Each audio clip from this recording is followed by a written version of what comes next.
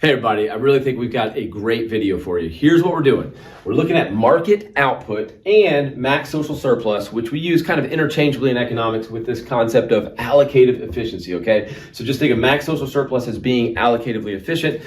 There's actually, I think, a slight difference between the two terms. I'll have a video on that later, but for right now, just use these two terms interchangeably. Okay, so you can see right off the bat, I'm kind of differentiating, right? I've got my black dry erase marker and my red dry erase marker, right? So market output, what is it determined by? And here's the big thing I want you to get out of this video.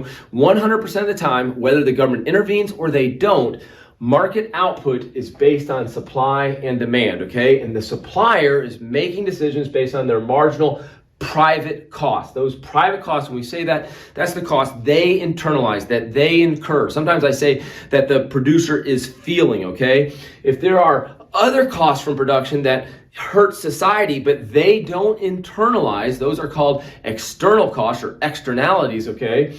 The supplier does not take those into account when making their decisions, all right?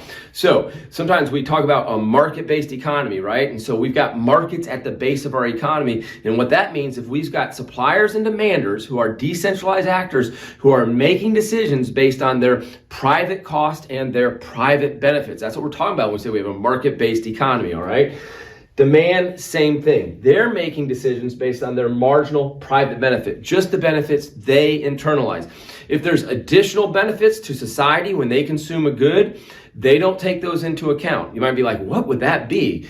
Think education and healthcare. When somebody gets educated or when they get better healthcare, yes, they benefit, but also the rest of society benefits because they're a more productive worker. But here's the deal. The demander makes decisions based on their marginal private benefit, okay? And again, we have a market-based economy, we've got markets at our base, and so market output is based on these two curves, and that's what I really want to get to you. Whether we intervene or not, if we leave this market alone, I mean, you guys know what's going to happen. If we leave this market alone, we don't intervene, hey, supply and demand determines our quantity, right? Our quantity market, right? But even if we intervene with, say, a per unit tax or a per unit subsidy or a ceiling, we're focused on these curves, supply and demand, to find market output. Now, when it comes to maximum social surplus, we are focused on these curves, the red lines here, okay? Marginal social cost, marginal social benefit. Here's the big deal. Marginal social cost looks at everything, okay? You can somewhat think of this as marginal total cost, okay? And sometimes you call it marginal societal cost. Both work, okay? This is the total cost to society. What's important to understand about this curve is it has the private cost in there plus any additional costs from production, any of those externalities I was talking about, any costs that third parties feel that the supplier is not currently internalizing, okay? Those externalities are also in there. So it's got the private cost plus any external cost. Same with the marginal social benefit. That's our marginal societal benefit, right? Marginal total benefit to society. Now, here's the deal. It's definitely got the marginal private benefit, and if when somebody consumes the good, there's additional benefits to society. Remember, education, healthcare, that's also in there. But also interesting is sometimes when we consume a good, there's cost to third parties the consumer doesn't internalize. Think of like when you're smoking and there's secondhand smoke, right? So what's going on with this curve is it's got the marginal private benefit in there, and then it's like that marginal private benefit, we reduce back to the marginal social benefit. We net out that cost that's happening to third parties when we consume the good. Here's the thing. When I say this, here's the big thing that I want you to know.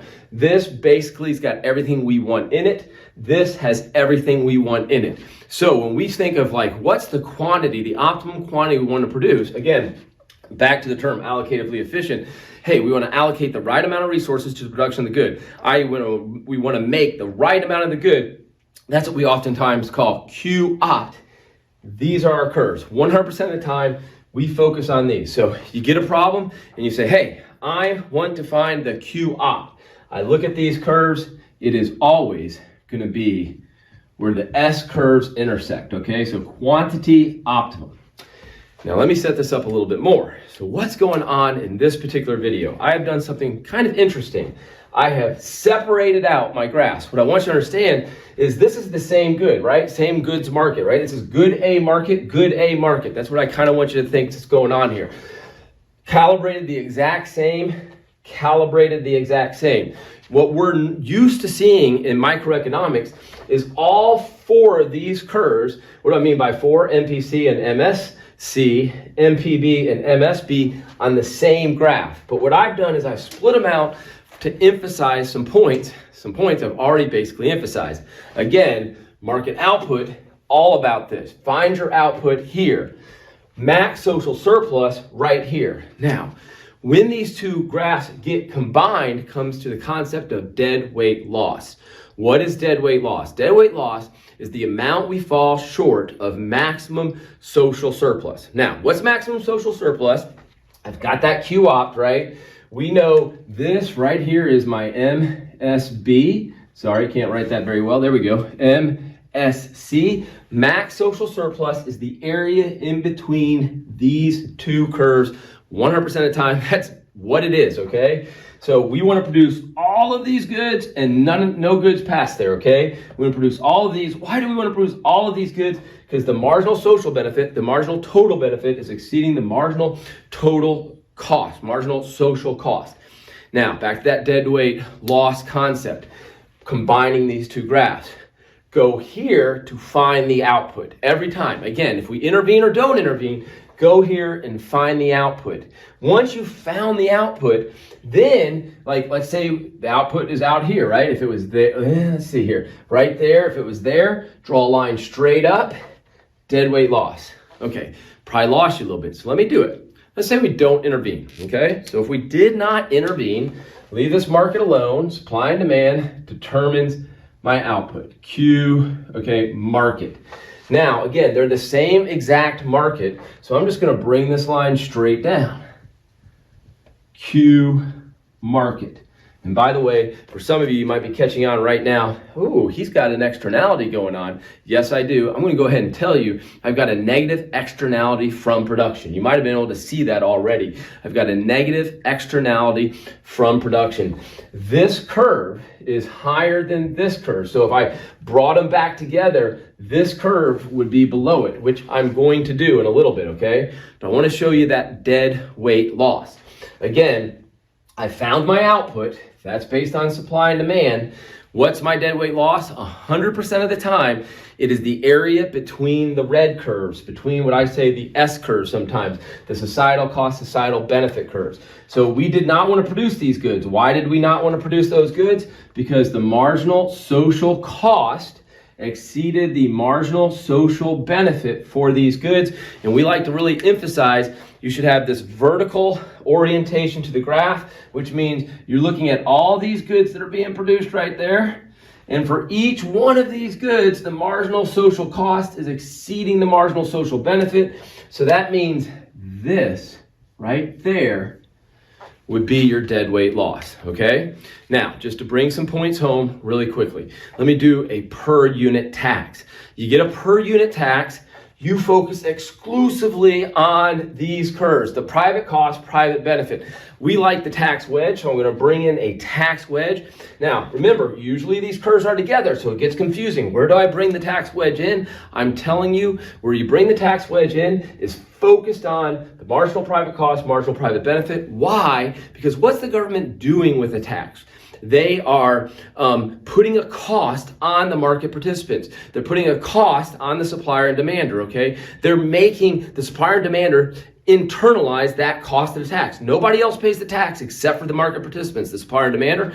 So when I bring that tax wedge in, I'm looking at the supply and demand, the MPC, MPB curves only. So if we brought in the optimal tax, it would be right about there, right? P, what would that be? That's PP, price producers going down. If you didn't know where price producer was originally, pre-tax, it's at PM. PC and PP would equal PM. PP comes down and you've got the PC going up, right?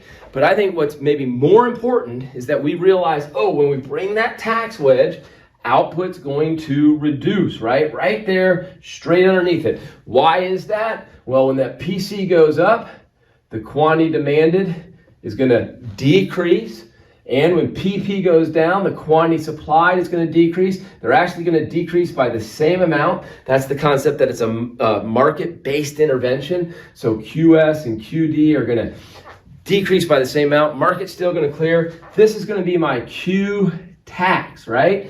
Now I can combine them. I know my output, right? I bring in my tax. What's my output? It's right here at Q tax. I bring that straight down, and I'm not sure if I've got it lined up or I might be cheating just a little bit, but that's what I was trying to do right there. And then you'd say, like, what's the dead weight loss? Well, let me get rid of this because that was back when we had the market left alone. Now with the tax, our output goes right at the intersection of these two curves. Hey, you've just achieved max social surplus. I'm gonna do one more thing, okay? I'm gonna double the size of the tax, okay? I'm gonna make the tax too big, okay? A lot of y'all know, based on the other videos that we've shot, that was what we call the perfect tax. It was equal to the negative externality, all right? But let's say we messed up. We created a tax too large. So again, the tax wedge, I focus exclusively on the MPC, MPV curves, kind of smudging some stuff here, that's okay.